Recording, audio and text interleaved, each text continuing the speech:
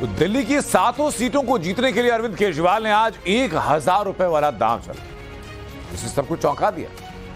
अरविंद केजरीवाल ने दिल्ली के बजट में दिल्ली की हर महिला वोटर को, यानी कि जो भी 18 साल से ऊपर की महिलाएं हैं, हर महीने 1000 रुपए की सम्मान निधि देने की घोषणा की। इसके लिए बजट में बाकायदा 2000 करोड़ रुपए का प्रावधान किया गया और यह ऐलान तब हुआ है जब सीएम केजरीवाल पर ईडी के सवाल और जवाब से बचने के आरोप है। आज उन्होंने 8वीं बार समन की अनदेखी।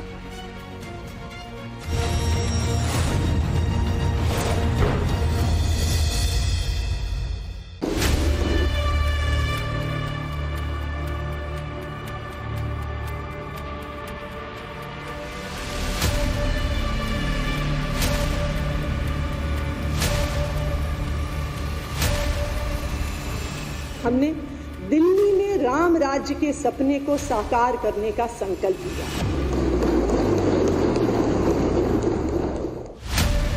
पुरानी कहावत है, बाप बड़ा न भैया, सबसे बड़ा रुपया। केजरीवाल ने इसी कहावत को लोकसभा चुनाव का सबसे बड़ा दांव बना लिया है और चुनावी मौसम में पेश बजट में कर दिया फ्री वाले बम्पर स्कीम्स का ऐलान। सोमवार को दिल्ली का बजट आया, जिसमें वित्त मंत्री आतिशी ने पहले बजट में रुपया वाला दांव चल दिया।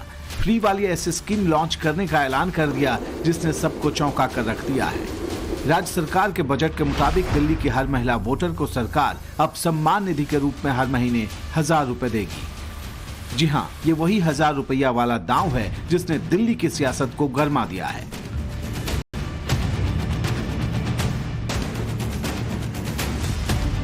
महिलाओं के कल्याण और सशक्तिकरण के लिए केजरीवाल सरकार एक नई योजना लेकर आ रही है। इसका नाम है मुख्यमंत्री महिला सम्मान योजना।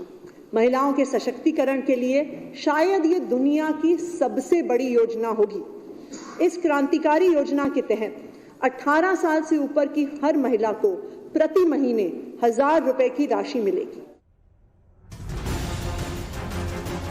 कहा जा रहा है कि केजरीवाल के पास इस रुपया दांव के अलावा कोई सहारा बचा ही नहीं था, कोई और कार्ड चल ही नहीं रहा था। इसी वजह से अब आखिरी दांव चला है।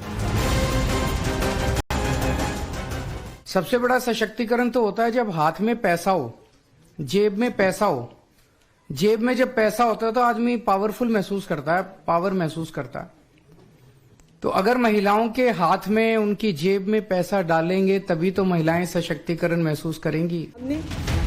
इसे दिल्ली में मोदी सरकार के किसान सम्मान निधि वाली योजना का जवाब माना जा रहा है, जिसमें साल भर में हर छोटे और सीमांत किसान को 6000 रुपए दिए जाते हैं। दिल्ली में किसानों की आबादी 50,000 से भी कम बताई जाती है। ऐसे में यहाँ के लिए केजरीवाल ने हर महीने हर महिला वोटर को 1000 रुपए की सम्मान राशि वाला दांव चल दिया, जिससे दिल्ली की महिला वोटरों को एक मुश्त आम आदमी पार्टी के समर्थन में लाया जा सके। स्कीम के लिए पात्र महिला को एक फॉर्म भरना होगा और साथ ही एक सेल्फ डिक्लेरेशन देना होगा कि वो किसी सरकारी योजना का हिस्सा नहीं है, सरकारी कर्मचारी नहीं है और इनकम टैक्स पेयर नहीं है। सेल्फ डिक्लेरेशन के आधार पर उस महिला को इस योजना का लाभ मिलना शुरू हो जाएगा। केजरीवाल ने तमाम कोशिशें की, लेकिन न तो 2014 में वो मोदी लहर को रोक पाए और न ही 2019 के लोकसभा चुनाव में ही दिल्ली में इसमें कामयाब हो सके। बीजेपी सभी 7 सीटों पर विरोधियों का सफाया कर गई।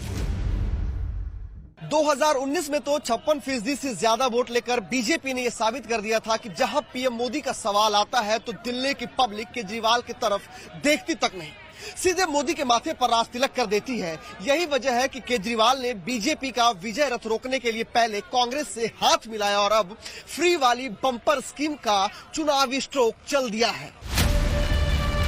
अब जरा महिला वोटर को हर महीने 1000 रुपए कैश ट्रांसफर वाली स्कीम का A to Z हिसाब समझ लें, जिसे चुनावी नोटबुक पर तैयार किया गया है। दिल्ली राज्य निर्वाचन आयोग के मुताबिक राज्य में 67,30,000 से ज्यादा महिला वोटर हैं।